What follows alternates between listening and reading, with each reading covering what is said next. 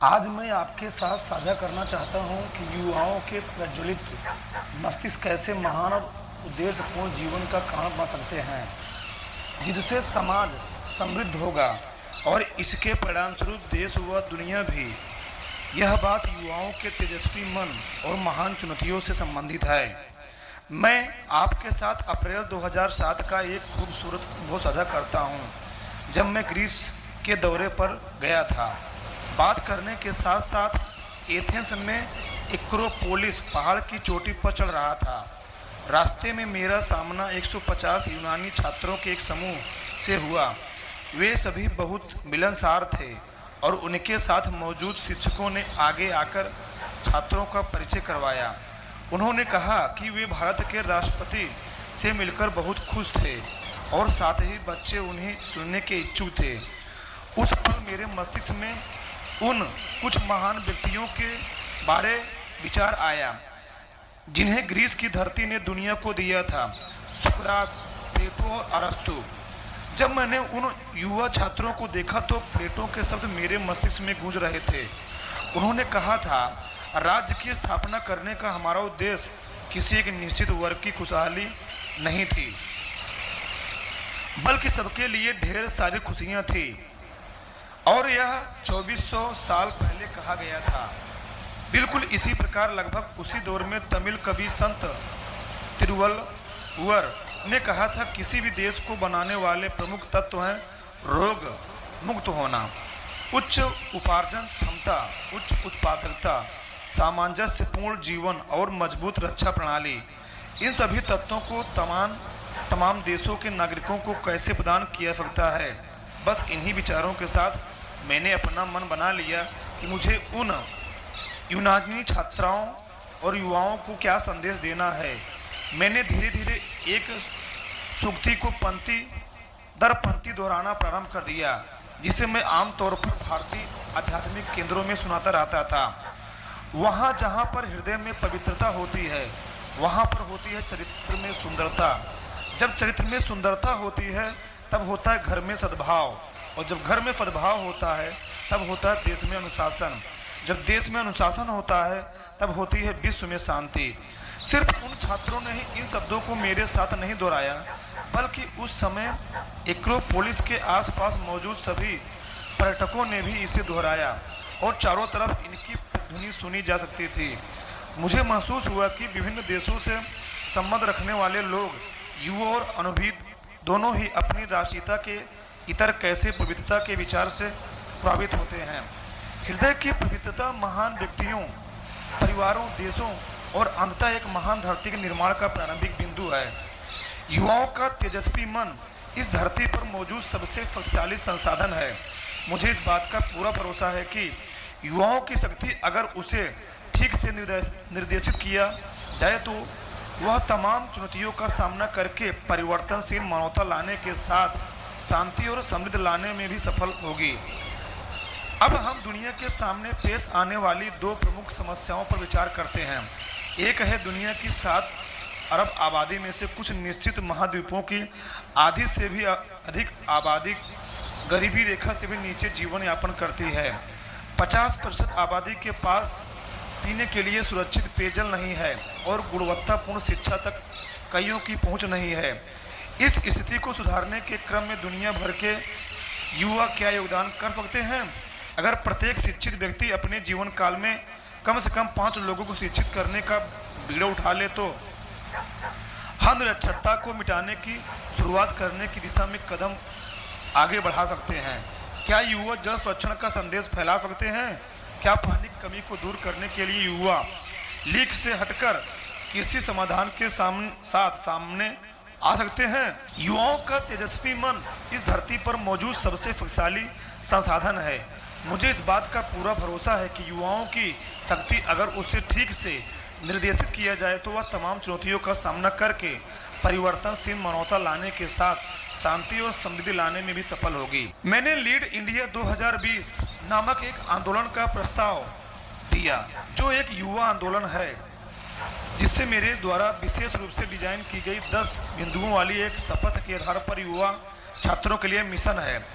युवाओं को दी जाने वाली शपथ कहती है कि वे एक व्यक्तिगत लक्ष्य के लिए कड़ी मेहनत करते हुए भी साक्षरता, पर्यावरण, सामाजिक न्याय के क्षेत्रों में समाज के लिए एक अंतर बना सकते हैं, ग्रामीण शहरी विभाजन को कम कर सकते हैं और राष्ट्रीय विकास के लिए लक्ष्य बना सकते हैं। मैं जोर देकर कहता हूं कि छोटा लक्ष्य अक्षम अपराध है। युवाओं के विकास के कई आयाम हैं। युवाओं को करियर के लक्ष्य के साथ अपने ज्ञान को बेहतर बनाने के लिए कड़ी मेहनत करनी चाहिए और साथ ही परिवार, समाज एवं राष्ट्र की सेवा भी करनी चाहिए। सभी एक दूसरे के पूरक हैं। अच्छे कर्मों के विषय में बात करते हुए मुझे महात्मा गांधी को उनकी माँ द्वारा दी गई एक सीख की याद आ रही है। उन्होंने कहा था, बेटे, अगर तुम अपने पूरे जीवन काल में किसी का जीवन बचा या बेहतर बना सको तो एक मनुष्य के रूप में तुम्हारा पूरा जीवन सफल है। उनकी सीख ने गांधी जी के मस्तिष्क को बेहद प्रभावित किया और उन्होंने जीवन भर मानवता के सेवा के लिए काम किया। मैं आपको निस्वार्थता का एक उदाहरण और देता हूँ। वर्ष 2003 के दौरान अरुणाचल प्रदेश के एक दौरे पर मैं 3500 मीटर की ऊंचाई पर स्थित तवांग में बने एक बौद्ध मठ में भी गया। मैं उस बौद्ध मठ में लगभग पूरे दिन रहा। मैंने देखा कि आसपास के सभी गांवों में युवा और बुजुर्ग अत्यधिक सर्दी के बावजूद आंतरिक प्रसन्नता को बिखेर रहे थे। 400 साल पुराने तवांग मठ में मैंने सभी आयु वर्ग के मठवासियों को शांति की स्थिति में पाया। मैंने अपने आप से पूछा कि आखिर तवांग और उसके आसपास के गांवों में ऐसी क्या अनोखी विशेषता है जो लोग और मठवासियों को खुद के ही साथ शांति से रहने का अवसर देती है। मैंने प्रमुख मठवासी से इस विषय में पूछा। वे हंसते हुए बोले, आप भारत के राष्ट्रपति हैं, आपको तो हमारे और पूरे देश के बारे में सब कुछ पता ही होगा। मैंने दोबारा कहा, यह मेरे लिए बेहद महत्वपूर्ण है, कृपया मुझे अपनी मनीषी विश्लेषण दें। वहाँ पर भगवान बुद्ध की सुंदर तस्वीर लगी थी। प्रमुख मठवासी ने विभिन्न आयु वर्ग के लगभग 100 मठवासियों को वहाँ एकत्रित कर लिया। हम उनके बीच बैठ गए। इसके बाद उन्होंने एक बेहद छोटा सा प्रवचन दिया जिसे आपके साथ साझा करना चाहता हूँ। वे बोले, आज के विश्व में हमारे सामने अविश्वास और प्रसन्नता की समस्या है जो हिंसा में बदल जाती है, लेकिन इस मठ में हमारा मानना है कि जब आप अपने मन से मैं और मेरा को निकाल फेंकेंगे तो आप अहंकार से मुक्त हो जाएंगे और एक बार आपके अहंकार से मुक्त हो जाने के बाद दूसरे मानवों के प्रति घृणा मिट जाएगी और एक बार घृणा के मस्तिष्क से चले जाने के बाद आपकी सोच और कर्मों से हिंसा अपने आप ही गायब हो जाएगी और हमारे मस्तिष्क से हिंसा का भाव निकल जाने के बाद मानव मन में शांति का वास हो जाता है। मैंने एक शांतिपूर्ण जीवन के लिए इस सुंदर संतुलन के अर्थ को पहचाना, लेकिन किसी भी व्यक्ति के लिए मैं और मेरा की भावना को निकाल फेंकना बेहद कठिन है। इसके लिए आवश्यकता है कम उम्र से शिक्षा और मूल्यों को विकसित करने की। एक शांतिपूर्ण और समृद्ध समाज बनाने के लिए अपनी कोशिशों में मुझे एक और स्थान पर एक अन्य उत्तर मिला। मैं बुल्गारिया में एक प्राचीन ईसाई मठ का दौरा किया जहां मुझे अत्यधिक अनुभवी मठवासियों के साथ चर्चा करने का अवसर मिला। मैंने उनसे तवांग की सीख के बारे में बताया। वहां के मठवासी भी इस बात से सहमत थे और उन्होंने इसमें यह भी जोड़ा कि क्षमा अच्छे जीवन का नींव है। इसी प्रकार मुझे स्वामी विवेकानंद, भारत के एक प्रमुख सन्यासी जो आध्यात्मिकता और जीवन के व्यवहारिक पहलुओं के प्रेरणादायक संदेशों के साथ पूर्वी व पश्चिमी देश दोनों ही समाजों के दर्शकों को मंत्रमुग्ध कर सकते थे के जन्म स्थान पर एक बेहद यादगार अनुभव प्राप्त हुआ।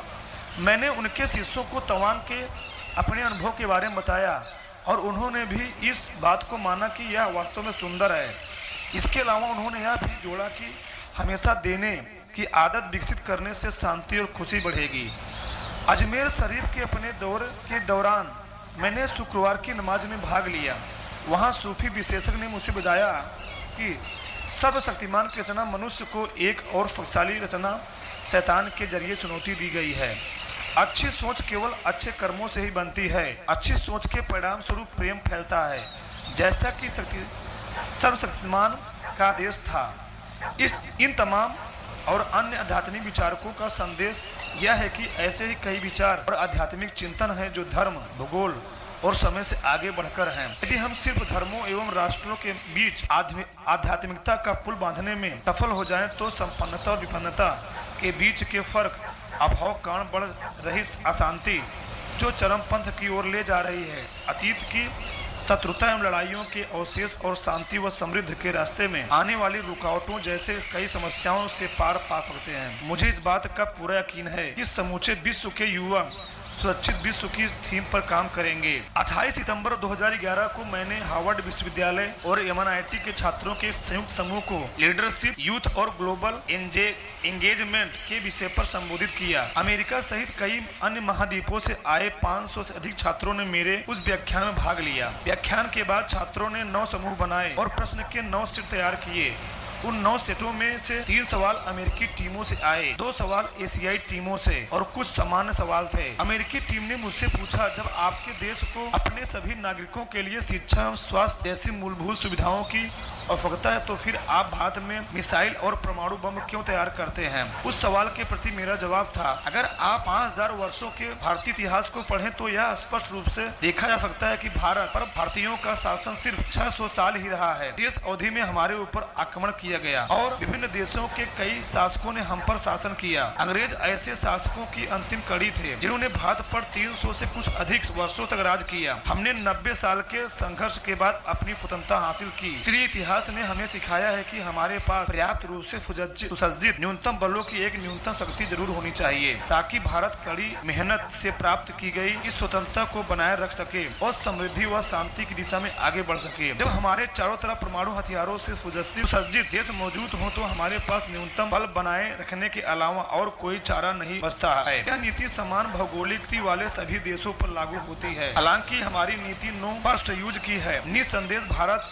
अपनी GDP का 3% से भी कम शिक्षा के क्षेत्र पर खर्च करता है। भारत को अपनी कठिन संप्रभुता को बनाए रखना चाहिए और मजबूती की इस वातावरण में काम करना चाहिए, जैसा कि इस क्षेत्र के कई अन्य देशों के लिए सच है। अगला सवाल एशियाई टीम की तरफ से आया, जिसका नेतृत्व एक पाकिस्तानी छात्रा कर रही थी। उसने पूछा, डॉक्टर कलाम, क्या आप मुझे बता सकते हैं कि क्या वर्तमान में या भविष्य में कभी भी भारत और पाकिस्तान एक साथ मिलकर अपने नागरिकों की शांति व समृद्धि के लिए काम कर सकते हैं? मैंने इस सवाल के जवाब में कहा, आखिरकार हम दोनों एक ही रूप हैं। हमने यूरोपीय देशों को सैकड़ों वर्षों से एक दूसरे से लड़ते देखा है और उन्होंने दुनिया को 2 विश्व युद्धों में भी धोखा है। लेकिन आज यूरोप के 27 देशों ने मिलकर एक यूरोपीय संघ का गठन किया है और उनकी 800 सदस्यों वाली एक संसद है, जिनका मिशन है महाद्वीप में समृद्धि और शांति को बढ़ावा देना है। मुझे इस बात का पूरा भरोसा है कि एक दिन ऐसा एशिया में जरूर होगा और आने वाले कुछ दशकों के समय में यह भी संभव है। भारत और पाकिस्तान मिलकर दोनों देशों की शांति व समृद्धि के लिए मिलकर काम कर सकते हैं। यहाँ तक कि दक्षिण राष्ट्र भी मिलकर दक्षिण एशिया में यूरोपीय संघ जैसे एक शानदार क्षेत्र में बदल सकते हैं। तीसरा सवाल MIT के एक छात्र ने पूछा, डॉक्टर कलाम, मुझे बताइए, अगले 20 वर्षों में आप किस प्रकार के प्रौद्योगिकी परिवर्तनों की उम्मीद कर रहे हैं?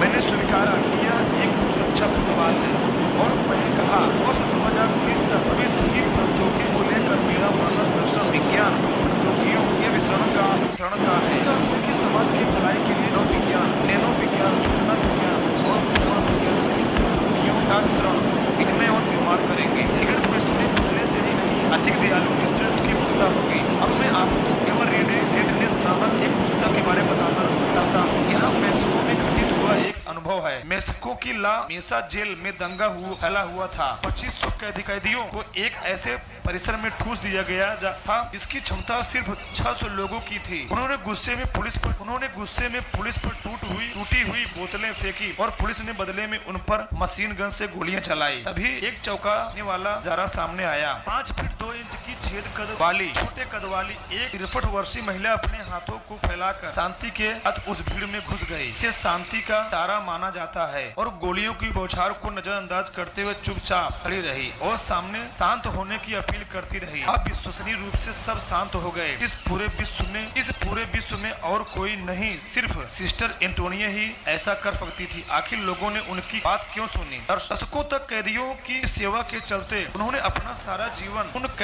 कैदियों के लिए कुर्बान कर दिया था जो हत्यारों, चोरों, नशीले पदार्थों, तस्करों के बीच रहते थे और जिन्हें वे अपने बेटे कहकर बुलाती थी। उन्होंने दिन रात साथ उनकी जरूरतों का ध्यान रखा, उनके लिए दवाओं की व्यवस्था की, नजर के चश्मे बांटे, दफनाने के लिए मुंह को धोया और आत्महत्या करने का विचार करने वाले को समझाया। प्रेम और करुणा से भरे निस्वार्थ भाव ने कैदियों के बीच उनके प्रति सम्मान का भाव पैदा किया और इसी के चलते वे उन्हें नियंत्रित कर पाई था, उनसे वह करने की गुजारिश की जो वे उनसे करवाना चाहती थी। मानवता के लिए कितना महान संदेश। यहाँ तक कि कैदियों के लिए भी दया भाव के साथ काम करने वाले लोग मौजूद हैं, लेकिन हमें दुनिया के ऐसे करोड़ों लोगों के लिए भी ऐसे ही नायकों की आवश्यकता है। मैं आपके साथ एक ऐसी घटना को साझा करना चाहता हूँ, इसका साक्षी तब मैं बना था जब मैं 10 साल का एक बच्चा था। मैं अपने घर पर ही समय समय पर 3 विभिन्न अद्वितीय हस्तियों को मिलते हुए देखता था। प्रसिद्ध रामेश्वरम मंदिर के प्रमुख पुजारी और वैदिक विद्वान पक्षी लक्ष्मण शास्त्री, रामेश्वरम द्वीप में पहला गिरजाघर निर्मित करने वाले रेव फादर बोर्डल और मेरे पिता जो एक मस्जिद में इमाम थे। वे तीनों एक साथ बैठते थे और द्वीप की समस्याओं पर चर्चा करते हुए उनका समाधान तलाशते थे। इसके अलावा उन्होंने समुदायों के बीच सहानुभूति पूर्वक संवाद भी प्रारंभ करवाया। उनके ये प्रयास पूरे द्वीप में चुपचाप फूलों की खुशबू की तरह फैल गए। मैं जब भी विभिन्न धर्मों के बीच संवाद के महत्व पर चर्चा करता हूँ, उन तीनों व्यक्तियों की मुलाकात की याद हमेशा मेरे मन में आती है। भारत को हजारों सालों से मनों के इस मिलने का लाभ मिलता आया है। पूरी दुनिया में संस्कृतियों, धर्मों और सभ्यताओं के बीच एक स्पष्ट संवाद की आवश्यकता पहले से कहीं अधिक महसूस की जा रही है। कुछ ऐसी घटनाएं होती हैं जिनके परिणाम स्वरूप पूरी दुनिया एक साथ आ जाती है। हमने देखा है कि कैसे रूस द्वारा स्पुतनिक का प्रक्षेपण या फिर नील आर्मस्ट्रांग द्वारा चांद की सतह पर कदम रखने की ने पूरी दुनिया के युवाओं को उत्तेजना से भर दिया था। जब भारतीय मूल की एक अंतरिक्ष यात्री एक प्रमुख अंतरिक्षण के बाद अपने सहयोगियों के साथ पृथ्वी पर लौट रही थी तो पूरी दुनिया उसकी सुरक्षित वापसी के लिए प्रार्थना कर रही थी। कॉमनवेल्थ में क्रिकेट की उत्सुकता पूर्वक देखा जाता है, जबकि फुटबॉल की एक यूरोपीय प्रेरणा है और ये दोनों ही खेल सीमाओं के पार जबरदस्त प्रतिस्पर्धा व प्रशंसा का नृत्य करते हैं। बिल्कुल इसी प्रकार मैं ऐसे भी कई उदाहरणों का साक्षी बना हूँ, कैसे कला और संगीत ने युवाओं के मस्तिष्क को आपस में जोड़ा है। कुछ साल पहले जब मैं रूस के राष्ट्रपति व्लादिमीर पुतिन से मिला तो हम एक ऐसा यूथ सैटेलाइट बनाने पर सहमत हुए जहाँ विभिन्न देशों के युवा एक साथ काम कर सकते हैं। इस एक प्रकार से मिलकर काम करने से समझ बढ़ेगी। इसके परिणाम स्वरूप वे नए रास्ते तलाशने को मजबूर होंगे और वैश्विक स्तर पर युवाओं के बीच सहयोग की भावना प्रबल होगी। कई देशों के संयुक्त उद्यम के रूप में यूथ सैटेलाइट का विचार पैदा हुआ। मुझे इस बात की बहुत खुशी है कि भारत और रूस की अंतरिक्ष एजेंसियों ने इस दिशा में सकारात्मक प्रयास किए और 20 अप्रैल 2011 को आंध्र प्रदेश में श्रीहरिकोटा से पहले यूथ सैटेलाइट को लॉन्च किया गया। मैंने उस समय इसरो की टीम को यूथ सैटेलाइट की इस श्रृंखला को जारी रखने का सुझाव दिया था ताकि वे इसका सहयोग परियोजनाओं को विकसित करने के लिए एक मंच के रूप में भी उपयोग कर सकें, जो इसके लिए वैज्ञानिक व तकनीकी विकास और इसके अनुप्रयोगों के लिए जरूरी है। और इन सबसे ऊपर है मस्तिष्कों को साथ आने के रास्ते खोलेंगे। प्यारे साथियों, यदि मुझसे यह पूछे 83 वर्षों में मेरा जीवन कैसे आगे बढ़ा है तो मैं आप सबको एक और संदेश देना चाहता हूँ। संदेश कुछ इस प्रकार है। संदेश कुछ इस प्रकार है। 17 वर्ष की उम्र का होने पर मेरा एक बहुत महान साथी था। वह साथी और कोई नहीं बल्कि पुस्तकें थी।